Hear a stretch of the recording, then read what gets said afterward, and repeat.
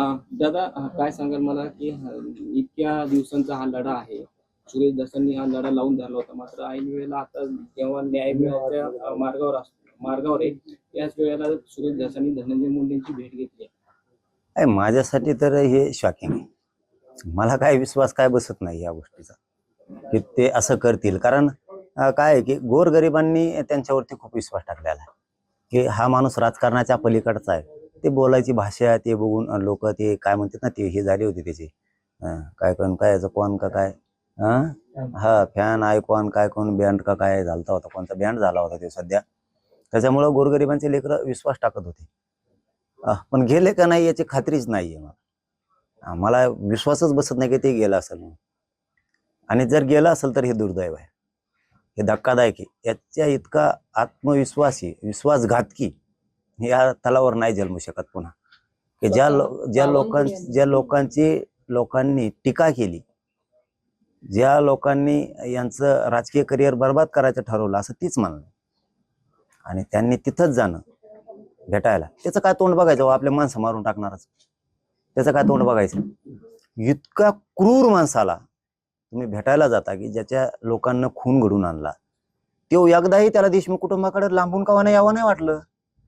तुम्हाला कोणत्या उकाळ्या पाकाळ्या एवढी माया फुटली त्याची की त्याला भेटायला जावं वाटलं? काय कोमात आहे काय तिथं कोमात आहे?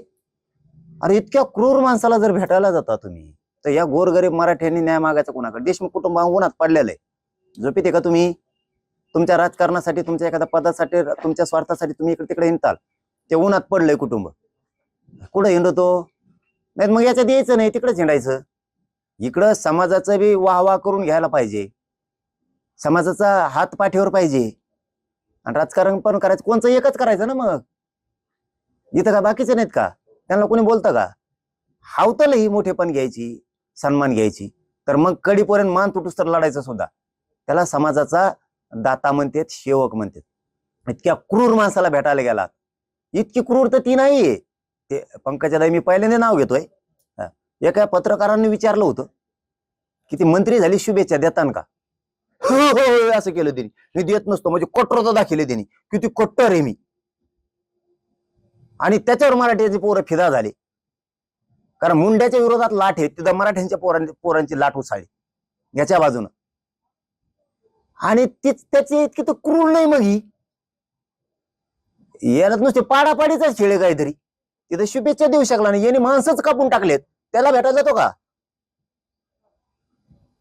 ह्या मराठ्यांनी तुझ्यावर इतका विश्वास टाकला, गोरगरीब मराठ्यांच्या पोरांच्या तोंडात माती घालतो का? दुपारच औषध ओतायला. काळीच कापून देणारा प्रतितोलावरचा हा पहिलाच माणूस असू शकतो जर गेला असेल तर. त्याचं काय तोंड बघायचं? कोणत्या मराठ्यांनी कमी केलं? तुझ्या पक्षात होता पूर्वी, त्या पक्षाचे उपमुख्यमंत्री असताना एवढी लीड नाही, इतके मराठ्याच्या पट्ट्याने लीड दिली. कोणचं बहुमत पाहिजे होतं?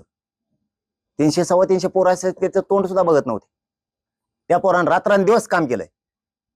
73 गावं फिरवले त्यांनी, गुलाल फेकला तुझ्या अंगावरती.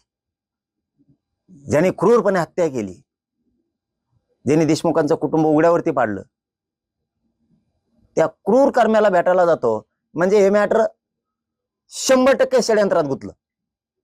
यांना आरोपी सोडून द्यायचे, चार्जशीट फोडायचंय, आरोपी सोडून द्यायचे. हे मॅटर यांना पूर्ण दाबून टाकायचं. आणि दाबायला जसा खून करणाऱ्यापेक्षा, खंडणी मागणाऱ्यापेक्षा सामूहिक कट रचून जो घडून आणतो तो दोषी असतो ना, तसा सरकारपेक्षा जास्त दोषी राहणार.